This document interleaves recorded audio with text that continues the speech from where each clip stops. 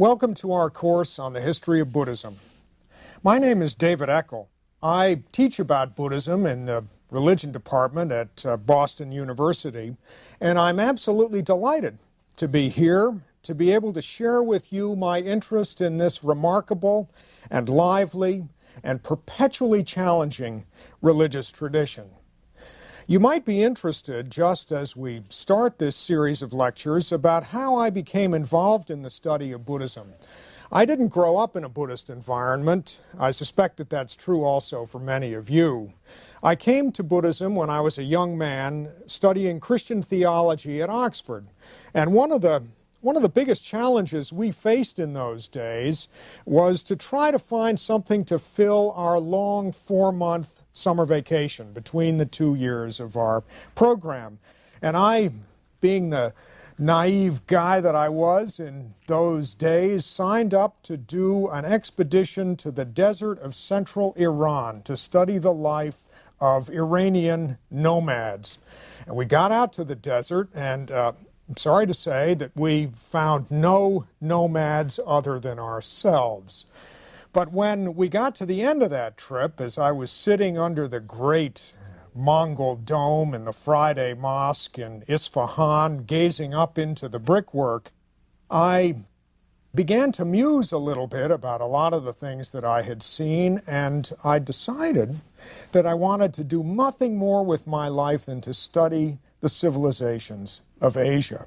So I went back to Oxford and began to study Sanskrit, the language of India, and followed my nose and eventually ended up at Harvard studying comparative religion and Buddhism.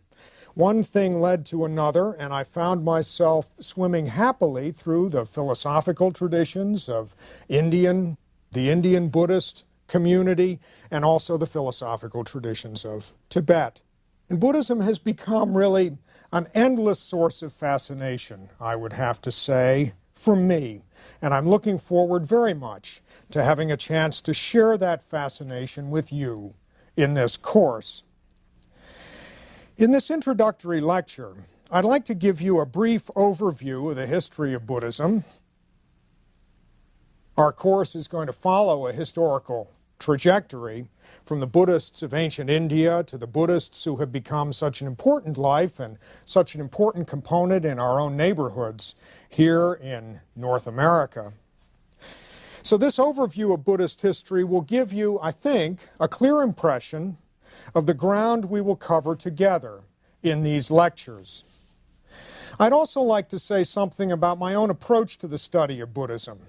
I think it's important not just to know the history of Buddhism, but to find some way, if we can, this is not always easy, especially when we're talking about people who lived many centuries ago, but if we can, I'd like to find a way to get inside the hearts and the minds, somewhere in here, wherever that mind is located in the center of the personality, so that we can understand the people who have made Buddhism such a dynamic component in Asian civilization, and now, of course, are making Buddhism such a dynamic part of the civilization of the rest of the world. Finally, I'd like to comment on some of the things that have made Buddhism such an endless source of fascination for me, and also some of the things that I hope will become fascinating to you as well. So let me begin by talking about the origin and the expansion of Buddhism from its homeland in northern India. Buddhism began in northern India around 500 years BCE. BCE, as we use it, that abbreviation commonly in the study of religion, means before the Common Era or before the Christian era. The Buddhist tradition gets its name from a man who was known by his followers as the Buddha, or the Awakened One. He was born in a princely family in a region of northern India that now lies in southern Nepal. In those days, of course, it was simply part of the great undifferentiated geographical entity that we speak of now as the Indian subcontinent. I suspect that all of you who are listening to this lecture have an image in your minds already of what a Buddha looks like. I have one sitting right behind me now as I speak. The Buddha often is depicted as sitting very serenely in a state of contemplation. His feet are crossed in front of him in a position that we know as the lotus position. I'd love to be able to imitate it to you, but I'm afraid that capacity has gone with many of my old yogic attainments from an earlier life.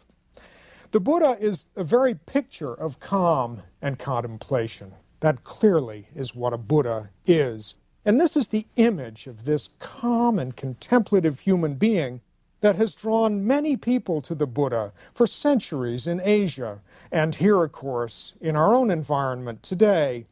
This is the one that conveys most explicitly the experience of his awakening. But the Buddha did not always sit in perfect contemplation, of course. After his awakening, he got up from the seat of his enlightenment and taught about his experience to others on the roads of northern India. The major events of his life took place in what we call the Madhya Desha, or the middle region of the Ganges basin. These sites are still the focus of Buddhist pilgrimage today. To understand the significance of the Buddha's life, we will spend 2 of our lectures right at the beginning of the course studying the religious background that the Buddha confronted himself in India during his own lifetime. The background that made it possible for the Buddha to have such a strong religious impact on Indian civilization. Then we'll discuss the 3 categories or jewels that are fundamental to Buddhist life. We'll spend 1 lecture on the life of the Buddha himself, 2 lectures on his teaching or his Dharma, and then 1 lecture on the development of the early Buddhist community and 1 lecture on the tradition of Buddhist art. Once we've set ourselves down firmly, just put our feet down in these early aspects of the Buddhist tradition, then our challenge will be to understand the extraordinary diversity of Buddhism as it evolved in India and then throughout the countries of Asia.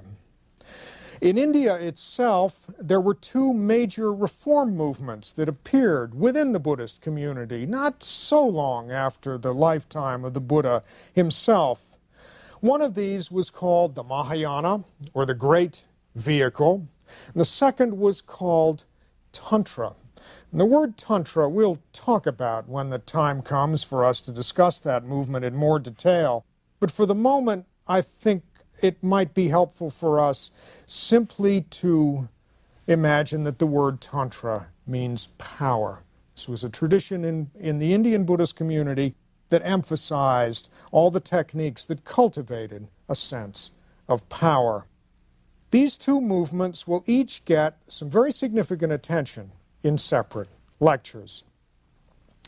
Before these movements had ever begun to brew in India, Buddhism was carried to Sri Lanka, the island that used to be called Ceylon, just off the southern tip of India. Carried by Buddhist missionaries in the 3rd century BCE. And from Sri Lanka, Buddhism was then carried on to most of Southeast Asia, including Indonesia. We don't think of Indonesia now as being a particularly Buddhist country, but some of the most extraordinary monuments in the history of Buddhism are found in Indonesia. Buddhism moved north out of India into China in the 2nd century of the Common Era, carried north by monks and by merchants on the trade routes that went out over the mountains of the Hindu Kush into Afghanistan and then on into the great trade routes called the Silk Road that moved across Central Asia and into the major mercantile centers of northern China. Here Buddhism encountered, of course, a sophisticated and ancient civilization. China was a confident and thoroughly civilized region when these early Buddhist monks began to make contact with Chinese civilization. And for Buddhism to become part of China, as it eventually did, it was important for Buddhists to make some major changes in the way they thought through and expressed basic issues in Buddhist civilization. So one of our preoccupations later in this course will be all these subtle ways that Buddhism transformed itself in order to become thoroughly Chinese. From China, Buddhism was eventually carried to Korea, Japan, and Vietnam. So as you think schematically here at the beginning of our study about the different varieties of Buddhism in the world, you might lump Korean, Japanese, and Vietnamese Buddhism together as expressions of this great East Asian strand within the larger complex of the Buddhist tradition as a whole. In the 8th century of the Common Era, Buddhism was carried across the Himalayas from India into Tibet. Today, the Dalai Lama, who is the leader of the Tibetan Buddhist community, is one of the most visible and I think probably one of the most active Buddhist leaders in the world. In many ways, certainly he's been this way for me, he is not just a living symbol of Tibetan Buddhism, but really, for many people, he's been a symbol of Buddhism itself. We'll give separate attention to all these major varieties of Buddhism in these different cultural areas. And we'll conclude our course with a brief look at the way Buddhism has become part of the religious world we know in our own neighborhoods in Europe, North America, and in other parts of the contemporary world. Today, Buddhism has spread through much of the rest of the world, including Europe, Australia, and the Americas. I was climbing Mount Kosciuszko, the great mountain, the highest mountain in Australia. Whether we call this great or not, we'll have to discuss. But it was certainly a formidable and an interesting mountain on a trip to Australia last year. And as I was staying in one of the hostels that hikers and climbers and skiers use before they go off to climb the mountain, I ran into a group of Australian Buddhists. I was happy to know that Tibetan Buddhism was alive and well and functioning very actively, and actually in quite a sophisticated way, in Sydney and in some of the other cities of Australia. So Buddhism has really become a part of our modern world, and we rub shoulders with it in all sorts of ways. In America, Buddhism in some places is strongest in ethnic communities, as it is in the Sri Lankan Buddhist Sangha, the Buddhist community in Los Angeles, or in the Buddhist Churches of America, an important Japanese-based Buddhist community that is centered particularly in California and in Hawaii, but also has centers in New York and on the East Coast. It also has become extremely influential with communities of American converts. One of the most intriguing developments that we'll discuss in my final lecture has been the appearance of a whole new generation of indigenous European and American Buddhist leaders. Some of these leaders, like the 19th century theosophist who was known as Colonel Olcott, and others, like the Boston Buddhists, who were led particularly by Ernest Fenollosa, have not only shaped the development of Buddhism here in America, but also in very curious and important ways shaped the modernization of Buddhism, shaped the development of Buddhism in Asia as well. Colonel Olcott not only helped bring Buddhism to America, but he shaped very much how the Sri Lankans understood their own tradition, and the Boston Buddhists, Fenollosa, and some of his colleagues helped members of the Japanese imperial court appropriate and protect aspects of their heritage that had fallen out of fashion in the late 19th century. So as we study American Buddhism, we'll be studying also, in a funny way, the internationalization of Buddhism and the feedback, the relationship between American Buddhists and the Buddhists of Asia. So as you can imagine, this long and complex history has made the Buddhist tradition extraordinarily diverse This will be one of the issues we'll have to confront in the course of these lectures. Some Buddhists, for example, uphold the very austere tradition of self-reliance found in the early Buddhist monastic community, relying simply on yourself in order to achieve the experience of nirvana that the Buddha himself achieved. One example of this is the monastic practice in the Theravada Buddhist countries of Southeast Asia, particularly Sri Lanka, where the center of Buddhist activity lies largely in the monastery, among a group of yellow-robed monks who go out in the morning in a very austere and simple way with their begging bowls, walking from house to house, holding out their bowls, taking off the lid, and inviting members of the lay community to provide them with the alms that will sustain them for that day. One of the classic rules in traditional Buddhism is that monks can't carry food from one day to the next. So every morning, those monks have to go out in their robes with their bowls to beg their food. That austere, simple tradition is a tradition that really grows right out of the experience of the Buddha from the earliest stages in the growth of the Buddhist tradition. You find the same kind of self-reliance in the Zen tradition in Japan.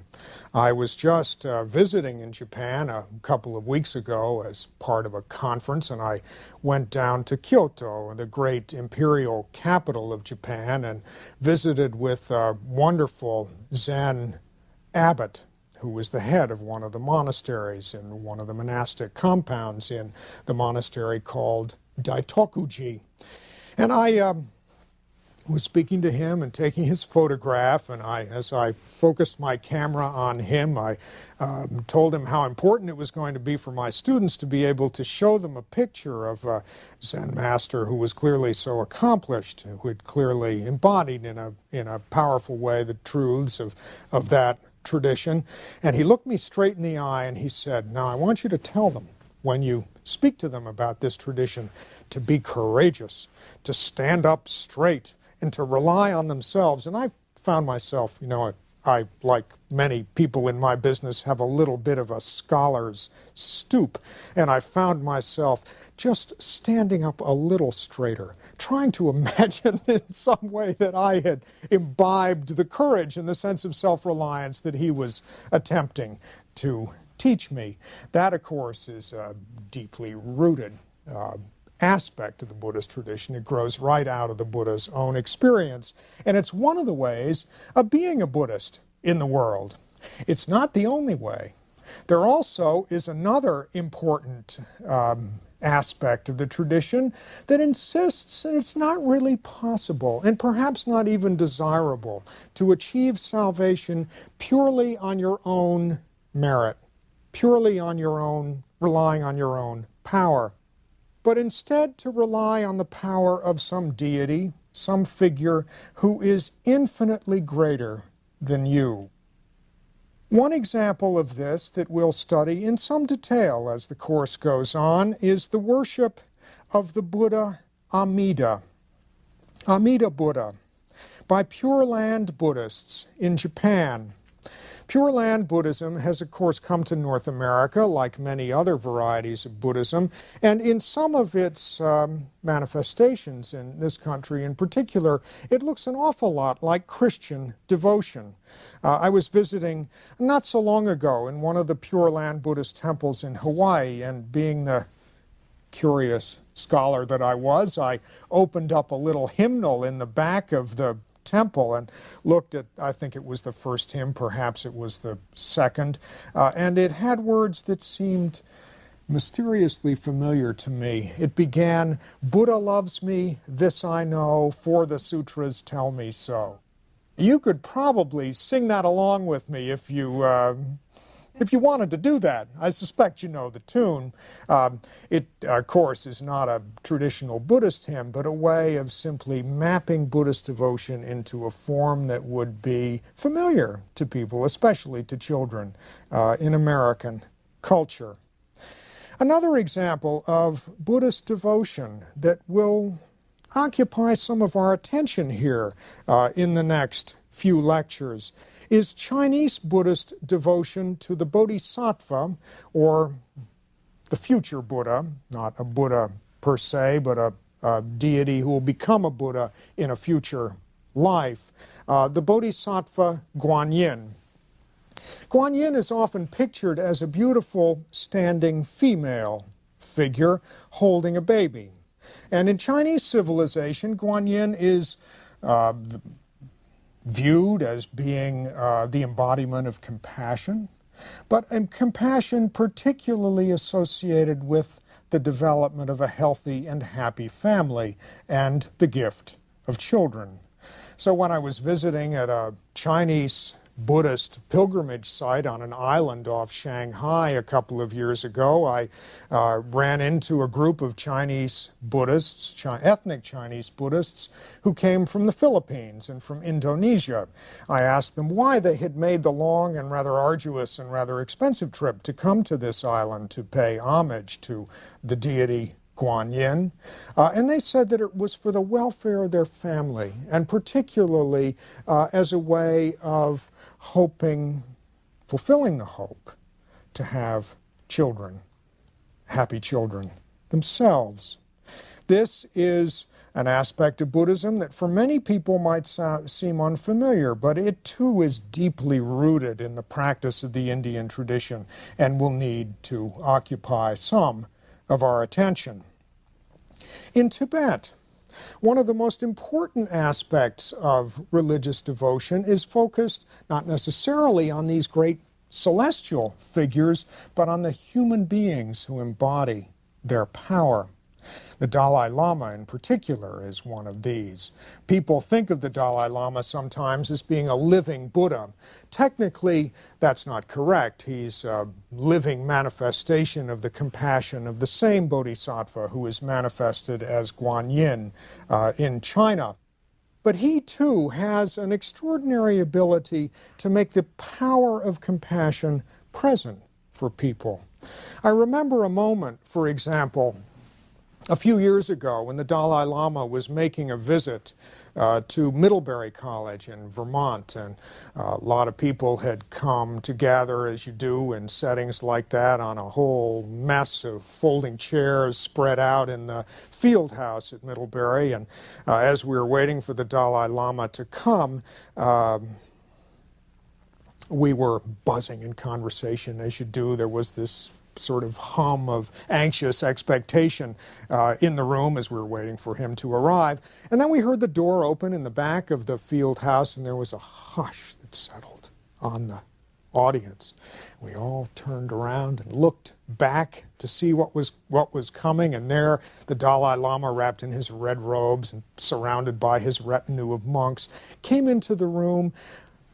Bending over slightly, he has a remarkable way, actually, to embody a certain quality of humility. He had his hands folded in front of him in that gesture of respect that's common in the Indian and Tibetan tradition. And he, with a lovely half smile on his face, he searched the eyes of the people there in the audience, and in some remarkable way managed to make eye contact with each one of us. And I think no matter how skeptical we were or how unfamiliar we were with the traditions of Tibetan Buddhism, we could feel some of the power of compassion that is associated with that person. That too is an important aspect of the Buddhist tradition, not just relying on yourself, but in a sense opening yourself to the power that comes to you from a figure who in some way embodies an influence that is much greater than you. Now, if we're thinking about the diversity of the Buddhist tradition, it's also important to remember that not all Buddhists are devotees, monks, nuns, or, for that matter, embodiments of extraordinary otherworldly powers. Buddhism also has been concerned very deeply in ways that might be surprising to many of you in political life in Asia. King Ashoka, an emperor in the Maurya dynasty who reigned in the 3rd century before the Common Era, converted to Buddhism and became a protector of the Buddhist tradition and established in Buddhist history, an ideal that's known as the Dharma Raja, the righteous king, who is a protector and a promoter and a defender of the Buddhist tradition. Ashoka's ideal has been imitated in traditional Buddhist societies as different as Thailand and Indonesia, China, Japan, very important actually, in the expansion of Buddhism into each of those cultures. And it's alive today in quite a fascinating way in the figure of Aung San Suu Kyi, who is a politician, a political leader, a leader of a democratic protest movement in Myanmar, which is formerly known by the name of Burma. We'll discuss some of her life. She was a recipient of a Nobel Peace Prize and is a remarkable embodiment of what you might call modern, contemporary, democratic Buddhist political values.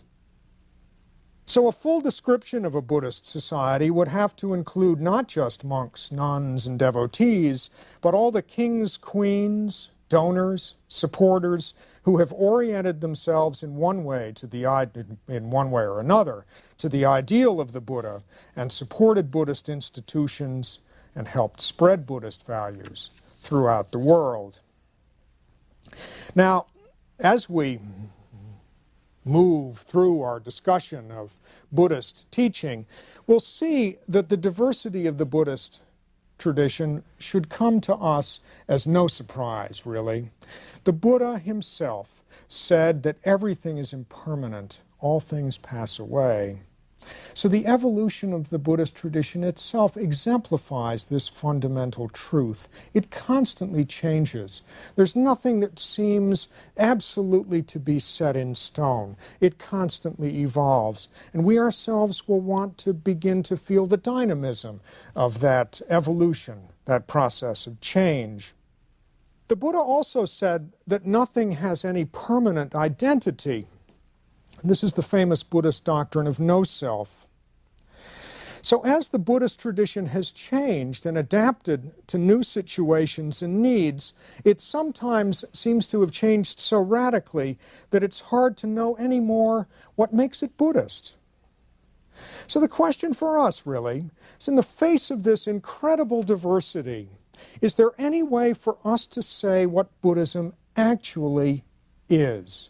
What is it? What is it that we're going to study in this course of lectures? It probably, to be honest, would be difficult to answer that question in a way that would satisfy everyone who has looked to the Buddha for guidance, or everyone who has thought of himself or herself as being a Buddhist.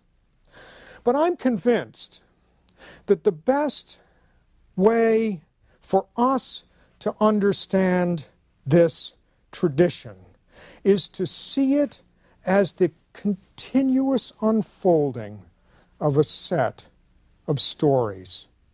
Buddhists love to tell stories, and I love to tell stories, and I suspect that's true also of many of you. So that this course will begin by telling some of the stories that gave a distinctive character to Indian civilization. It'll move on to the story of the Buddha, as that story was remembered and then transformed by generations of his followers. Then it will move on to the stories of a few of the people who have used the model of the Buddha's life to shape their own lives and to shape, in a profound way, the civilizations where they live. Finally, I hope that the story of the Buddha and the story of Buddhism will in some way become your story as well. Buddhism can be a great challenge to people who have grown up in the Western world and think that religion has to do with the worship of a single, almighty God. The Buddha didn't accept the existence of a single God who created the world. And for that matter, he did not accept the idea of a permanent self. Some people think, in fact, that Buddhism is so different from all we know as religion in the Western world that it should be called perhaps a philosophy of life rather than a religion. Either way, Buddhism challenges us to think in new ways,